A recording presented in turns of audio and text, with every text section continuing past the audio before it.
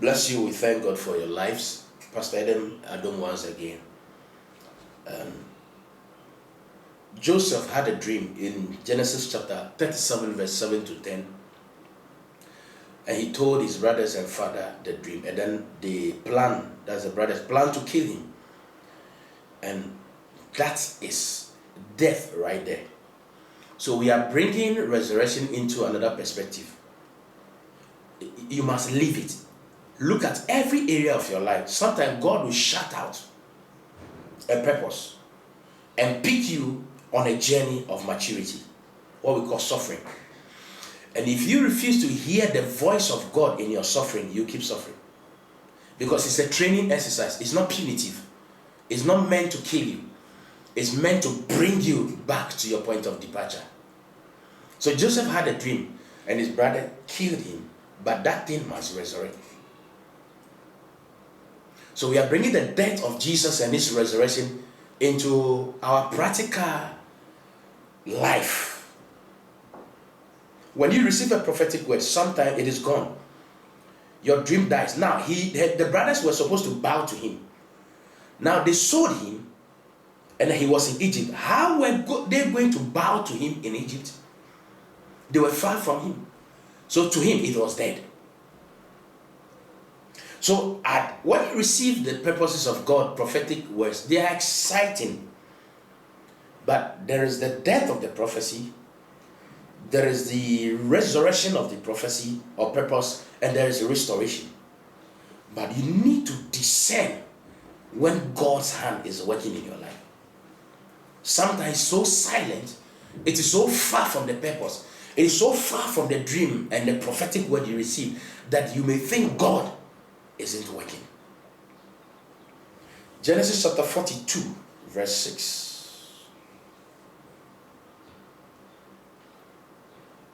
Genesis 42, verse 6. Now, and Joseph was the governor over the land, and it was he that sold to all the people of the land. And Joseph's brethren came and bowed down themselves before him with his faces to the earth. And Joseph saw his brothers, and he knew them, but made himself strange unto them, and spake roughly unto them. And he said unto them, Whence come ye? And they said, From the land of Canaan, to buy food. What's the point? The point is this. Now they come and they bow to him. So prophecy fulfilled, right? But that was not the end of God's agenda. I told you, when you receive a prophecy like Jesus coming to die and resurrect, it was a prophetic word, but there was a purpose for that: reconciliation. Joseph received this. They tried to kill it, but look at the character of Joseph. When they put him in the pit, he didn't cry. When they sold him, he didn't cry. When he was put to prison, he didn't cry. When the cupbearer disappointed him by not speaking, recommending him, he did not cry. But when he saw his brothers, he cried. So there was passion on one side. So he was okay. He was the second in command in Egypt. He was the prime minister. Prophecy fulfilled. I'm in a foreign land. I've traveled. I'm okay. But when he saw his brother, he had to cry, because now there must be birth pains inside you to fulfill the purpose of God. Why? Now he must forgive.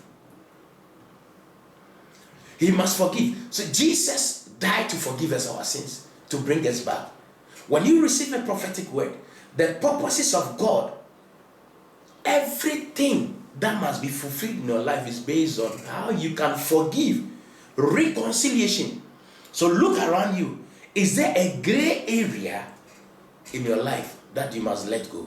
Because things must die for something to resurrect. He cried about between 3 and 7 times. All because of his brothers, not because they sold him, not because they beat him, not because of the prison. The point is, now the agenda of God is unfolding. What is the agenda? He took Joseph through training, through maturity, to the point that even when he was doing well, he would not forget his brothers. Even when the brothers came, now Joseph must demonstrate maturity by forgiving. After forgiving, then you see what is going to unfold. There is the bigger agenda of God behind this whole story than just people bowing to him. But without forgiveness, nobody is going to escape the processes of God. Even after you receive the greatest prophecy from the biggest archbishops in the world. This is Pastor Edemadom, and God bless you.